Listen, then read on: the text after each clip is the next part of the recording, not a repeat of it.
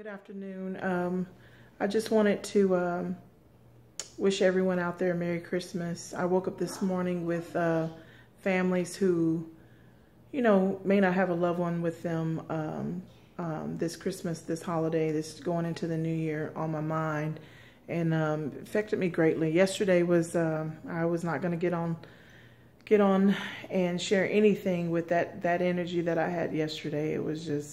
It was hard. It was really hard. And I guess because we're approaching Christmas Eve and Christmas being tomorrow, but started to wake up this morning and just pray and just lift up others, that are going through something similar, if not greater than what we're going through. And trust me, there's always a greater. Trust me, we always think our situations are of despair and of the utmost because it's us. It's happening to us. It's real pain, and I'm not downplaying that.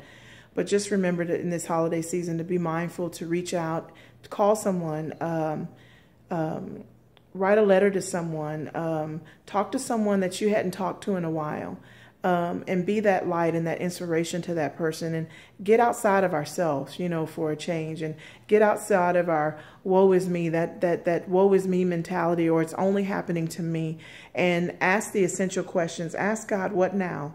I've lost my son, I've lost my daughter, whether it be in death or incarceration, or they run away from home, or you've lost them mentally or spiritually, you've lost control of them, whatever the loss, it runs deep, it hurts. And as a parent, you feel like you've done all that you can, and you want to do more, and you feel helpless, and you feel like somewhere along the line you've screwed up, and we have to remember that life is choice driven, and the choices that we make, whether we're 17 or whether we're 37, those choices will follow us for the rest of our lives.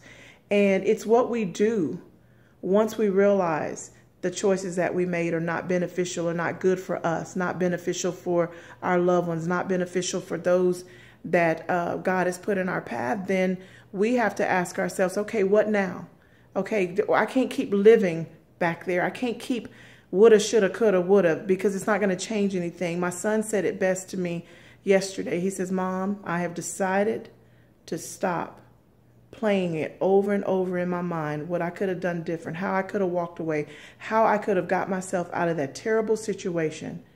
But he says, I realize it's not going to change anything. He says, I have to think forward now. I have to think about what I'm going to do now with my future, and start focusing on how I'm going to get up out of here. And when I do get up out of here, what it is that I'm going to do differently, what it is that I'm going to do with my life. And we all know that God is a God of second chances. So I just want to encourage you, wish you a Merry Christmas. Those of you that have lost, my best friend out there lost her husband this summer. He was our like a father to me. He was our pastor and our just beloved brother. And we all miss him dearly. Those of you that have lost someone, we miss those that God put in our lives dearly.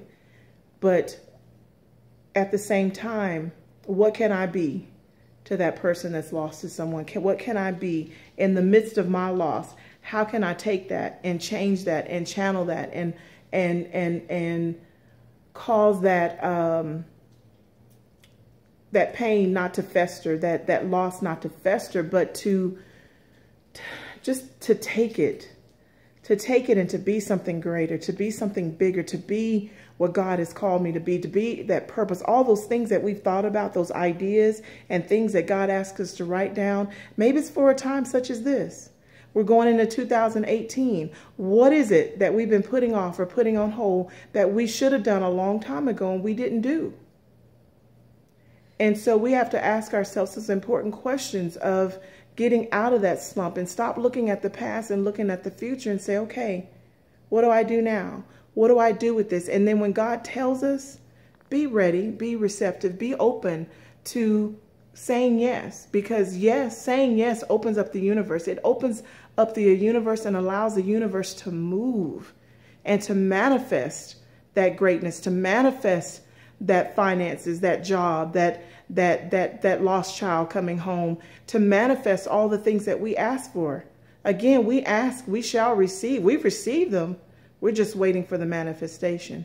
So I wish you a very, very Merry Christmas and an overabundantly prosperous New Year. And we'll meet back here again. And make sure you subscribe to this channel. Thank you for your support.